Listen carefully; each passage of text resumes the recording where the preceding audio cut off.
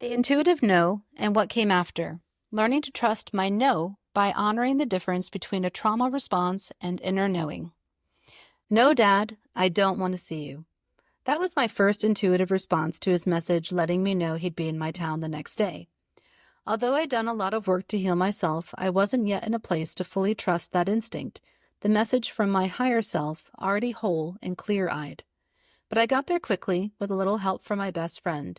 He knows me better than anyone, and we went on the journey together in an organic way that allowed me to take notes. I'm grateful I recorded the process. It might help others notice the difference between a healed, intuitive no and a reactive, wounded one. A little backstory. I have positive memories of my father. I remember him chasing my neighborhood friends and me around the yard on a summer day, camping trips to Shenandoah collecting tadpoles, day trips to Six Flags Great Adventure eating peanut butter sandwiches and grapes while driving through the safari. You can't do that anymore, probably because too many people like us fed the baboons and they ripped off one too many windshield wipers. But unfortunately, the painful memories took deeper root. I remember waiting. A lot. After my parents divorced, my dad was supposed to pick us up for dinner a few nights a week. I'd sit by the window, hungry. Sometimes he didn't show, and I ate a bowl of cereal for dinner instead. I remember buying college textbooks last minute because he was late with the payments he'd agreed to make. And I remember the moment in sixth grade when my mother was unexpectedly hospitalized. I was left to make arrangements for myself and my siblings. He could have stepped in, but he didn't. As an adult, I remember phone calls that were entirely about him. He'd talk for an hour, then hang up without asking a single question about me. The message. In January, my father had a seizure that led to a medically induced coma. We weren't sure he'd make it. He did, and since then he's been more communicative, interested even. I've taken a few of his calls, but only when the energy felt right. So when he sent a message saying he'd be in my town the next day, which, mind you, is over 8 hours away from where he lives, my body gave me an immediate intuitive no. But instead of honoring it, my first text back was, "Do you know I've moved 4 hours south from my last home?" Part of me hoped he'd reply with an easy out. Maybe he wasn't actually coming. Maybe he'd meant somewhere nearby. No such luck. At 8 a.m. the next day, he replied, "I'll be in," insert the name of my new town, "at 10.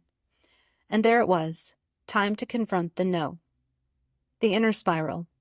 That's when my unhealed self tried to take the wheel. I started looking for a polite excuse, something that wouldn't hurt his feelings. I felt myself slip into an old version of me, the one who didn't believe I was allowed to just say no. When no good excuse came to mind, I stopped avoiding the work. I asked myself why my body said no in the first place. Anger bubbled up. I was angry that he wasn't there for me.